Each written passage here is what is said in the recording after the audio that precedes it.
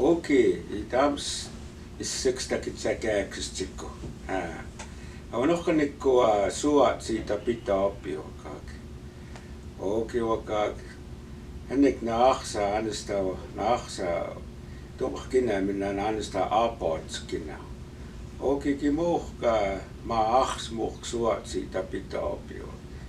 Okay wakak hennek itse sitä peemiksi nohkanikki rahkumatista pohtuusi muhk suat siitä pitää oppia. Se on kertokaksi sikoit sima waavat se pohtuu. Okin itse sitä peemiksi niinksista vaan skaapaakki. Niksistä annistavaa startskrach kummaakin wakak. Okin inna niin annu piikani stuut sitä piokak.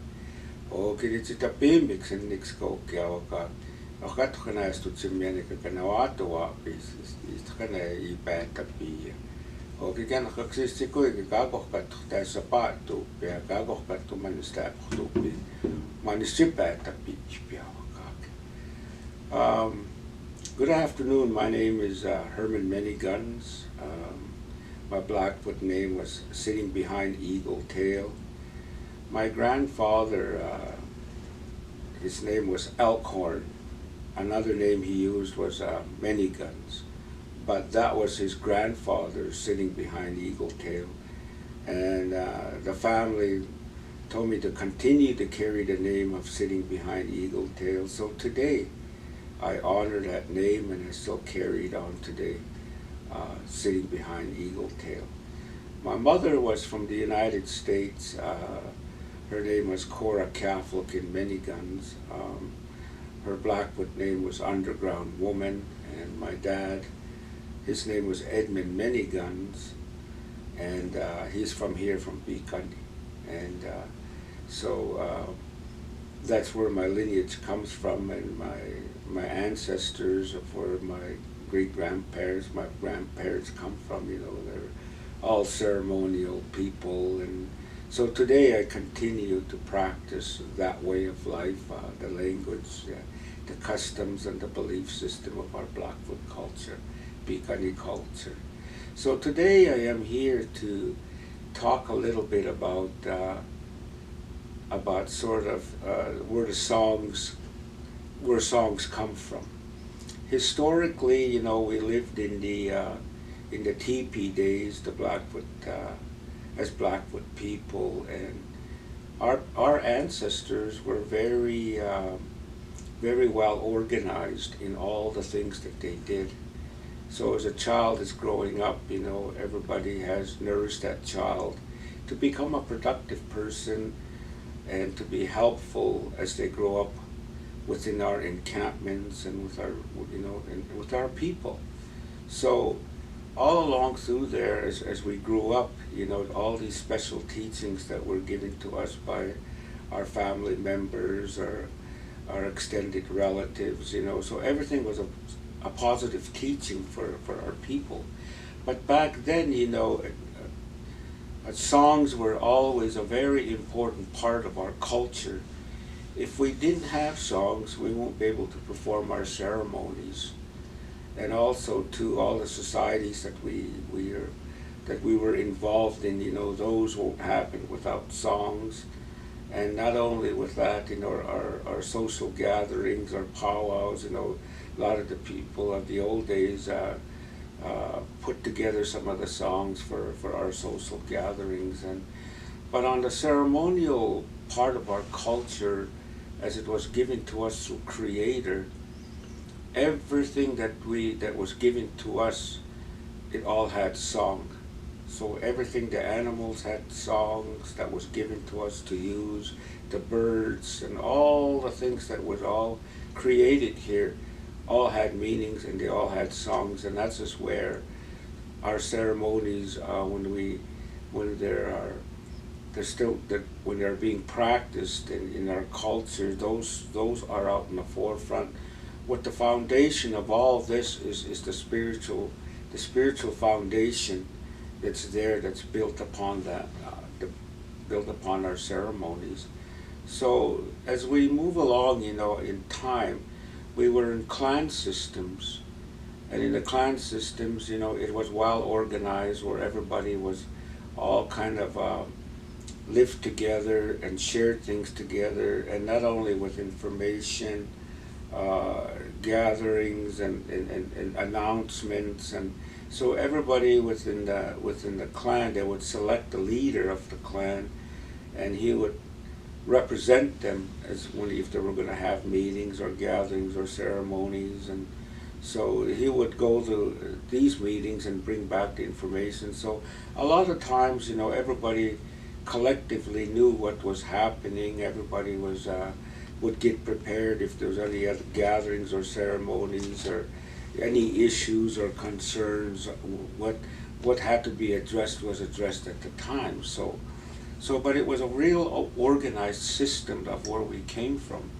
So as the clan systems, today, when you take a look at the clan system, the locations in our area, of where the earlier establishments of where the clans lived, today they're being taught in schools, and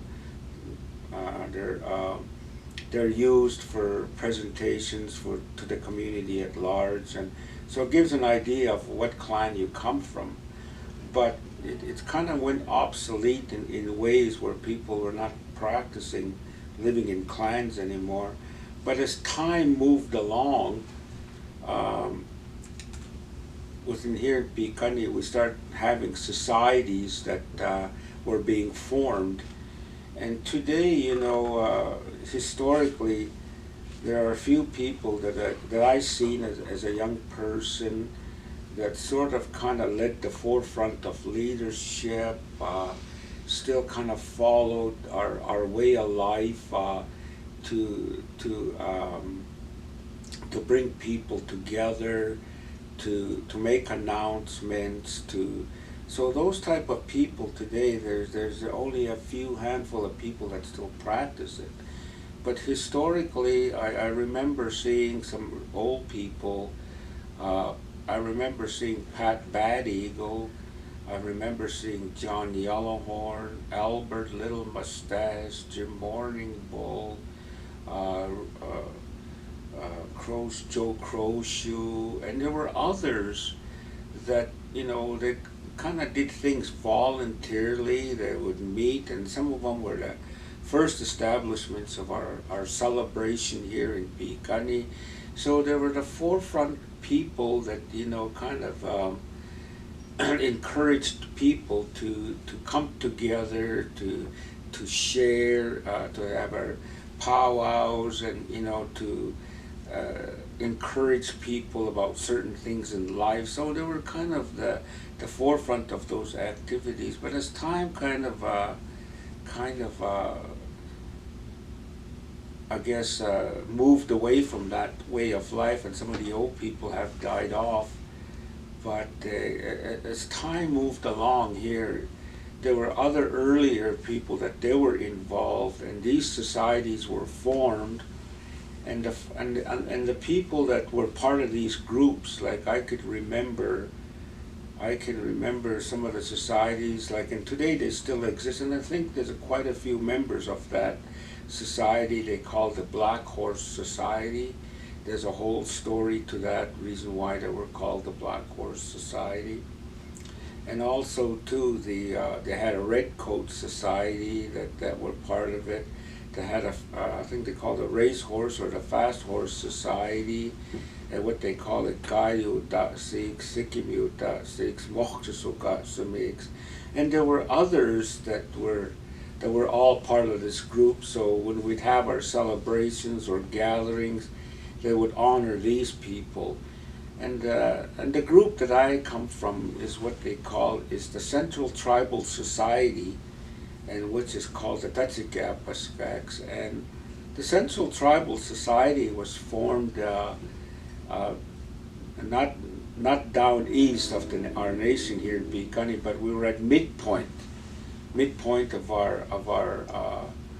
our reserve, and we lived along the river bottom. And so the people that lived along the river bottom, we were called the Abatapi from that area. So that was they address it today as the Cattail Clan, or they call it the Bulrush Clan, but at the time that's where we came from. But in that same area, when they start forming these societies, they call Tatsikapaskags.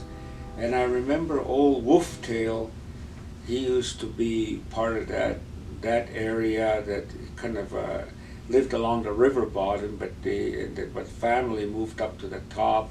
There were one owls. One was called Matthew One Owl, along in that area, and also there was Pat Plain Eagle in that area. Old Lake Pat Bad Eagle, and also there was Jimmy Small Lake Senior and his family, and the Crow Eagle family that was in that area, and so there was others, and our family was in that area. The Tatsikapaskags, the Little Leaves were part of that clan. I mean, about that society. So there was quite a few. Mourning Bulls were part of that Tatsikap. There was a whole family of people that were all part of the Tatsikapaskags.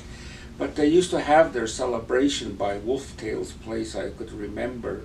There was an old kind of I don't know if it was a log house or a building, but they'd go there and they would have their gatherings. It's even in the winter they had their gather. I remember seeing a wood stove in there, but they would come there when they would bring lunch, and everybody would just have a good time and dance, and other people, other visitors from Brockett and down east, they would come and join these type of gatherings that we had. So it was a fun time, and everybody was still worked closely together. Our relatives were glad to see each other.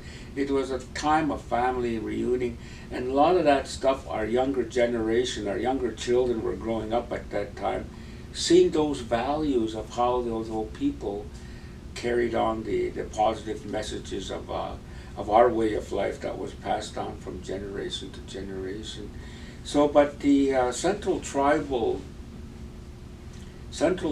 had an honor song, and I was at a singing practice at Peter Strikes the Gun at one time, and there was Arthur Crowshoe, and we were discussing some of those songs, and I was glad that some of those songs still existed, and at the time Arthur Crowshoe he's the one that says, well, I still know some of the songs from way back of when people were still all getting together here. But he passed on that song to us and to carry it on and sing it and practice it, so songs will be preserved for the future generation. But as I moved on in life, I was part of also of the Brave Dog Society. Today I am a grandfather of the Riders Rattle, and today I want to sing a couple songs and to share with you on some of those songs, so the future generation that will be able to hear these songs in the near future, and also our members of our nation, so some of these values and songs and the importance of these songs can continue to move forward in time. So at this time I will sing a song of the Central Tribal, their honor song. So all these societies had honor songs. The Black Horse Society had their own honor song, the Red Coats and so forth. So today this song that I'm going to be singing is the Central Tribal honor song.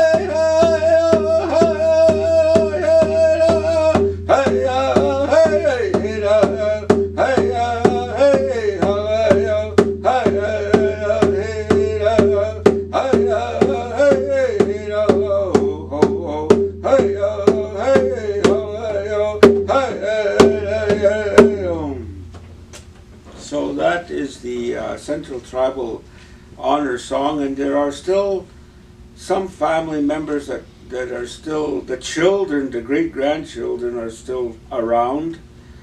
Some of the, I think the last Central Tribal member that was alive was Leopard. Leopard was one of the last members of the Central Tribal Society group.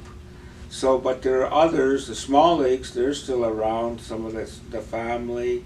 So, and there are others too. Our family is still around. Wolftails are still around. But I encourage everyone, with these societies to start coming back together and teaching your children, your great-grandchildren, and pass on those positive messages of where our lineage comes from, and because our identity is so important, and because without having your understanding of your identity, well, you lose yourself in this life. So it's important to learn the history of where we come from, and some of the positive things that can be passed on to everybody. So the second song I'm going to be singing is a Brave Dog Society song. It's one of the Brave Dog Society been around for many, many, many years. They have such an important role in our ceremonies. The Brave Dogs are the people that are chosen to put together our Blackfoot Sundance Lodges, which is constructed out of nature. So they have quite the role to fulfill within our culture. So today the Brave Dog still exists today. We have a leader, we have two riders, and the two bears that sit by the teepee door. So everybody, then the regular members of the Brave Dog. So they all have a role in our community, and historically, when we encamped in our teepees, they're the people that kind of looked after the people and sort of policed what was going on in our encampments, but at the same time they would have their gatherings and all together they would work together and share information with the people. So today we have the Brave Dogs that still exist today. Some of our leaders today were the past leaders. I remember there were Peter Strikes with a gun, and there were other members, the late Lionel Crowshoe. I remember, I think Rich Crowshoe was a leader. Leonard Bastine was a leader. So all these people were very important people. Today our leader is Pat Provost. Awats Tsikupi, he is the leader of today, and also the newer recruits. The late Barney Provost, he was one of the Brave Dog, what held the bear rattle, and and there's Lowell that took the place of where I was carrying the rattle. So Lowell is the rattle holder of the riders today. Alvin Prairie Chicken is a grandfather to this society too, as a rider, and there are others. There are regular members today, and it's very important to understand and find about our ways, our societies, and because we have to learn to retain and preserve who we are and what we're all about, and pass those on. I'm really worried about the future generation, that we don't lose these connections to who we are and what we are, that made us strong people, and how we handled situations and things. So, and everything was based upon prayer in the things that we did. But I will sing a Brave Dog, one of the stand-up songs. If we couldn't succeed,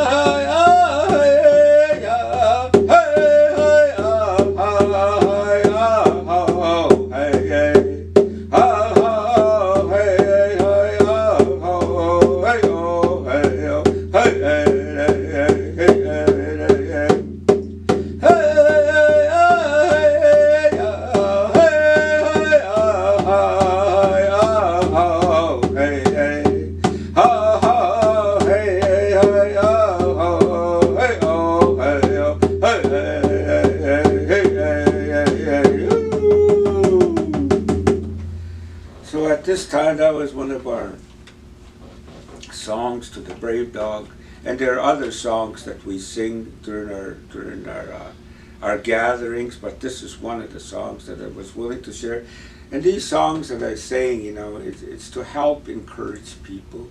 It's there to sing for a blessing to them, so that they learn, and it's like planting a seed in people that we are still here, and we still got to remain to work together and be positive with each other.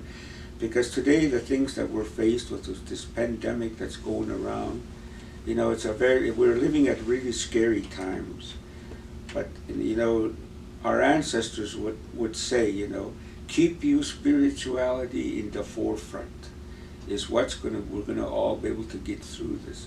So as part of, our community, every day I make a smudge every morning for everybody in our community, the people, our relatives, Inapskapi, Pikani, Kanao, Siksikaw, and all the other First Nations people, and all the people in the world, and all the different denominations of churches.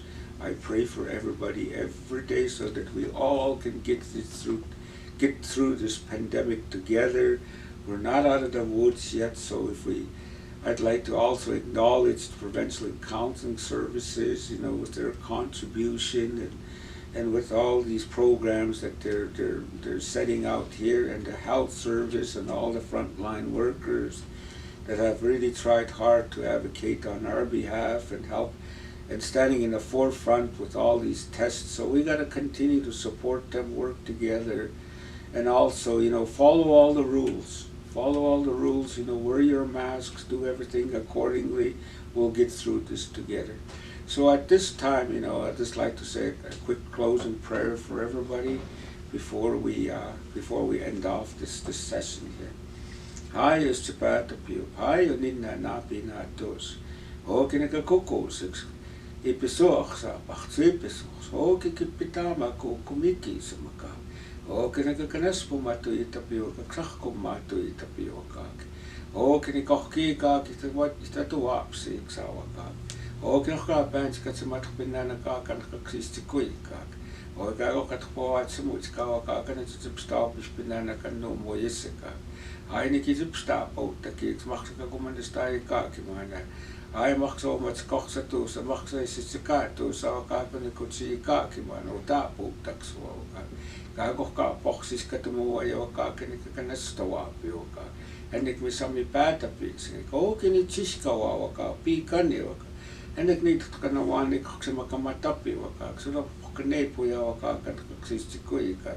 Itong kita pimin na kanekas tustumik sa ipumipusik. Oki waka kanekakim matches to toxic sa waka kininna kanikats tak sa waka. And the caput matxik you kim besides the patapil. Makuni sa waka kanikma kanikat simuchka nika you kim matu sa waka kanetat be okinik so konna. Nitoxik so ko ipinamskapi pikani wakakana siksikawa so kanepo yaw. Okin kanatapio, kanamianis tapioka. Okiak kanasukapioka, kinik toxis katupinana. Okinik tatumi pukinana. And the kanamianis the wat simuiska. Okiwak nit hookpinana kanikat simuiskani. Okis kanepo yawaka, kanekoka, snamskaks. Oki akuin the man, itskinex, motu kicks, kanatsu with a kakquicks, okinipumakicks, okinikawat simuiska. Okinik na pio sa nika, okinik misami patapi sa nika, supukita piwa sa nika, okinik ni tama kamata, han.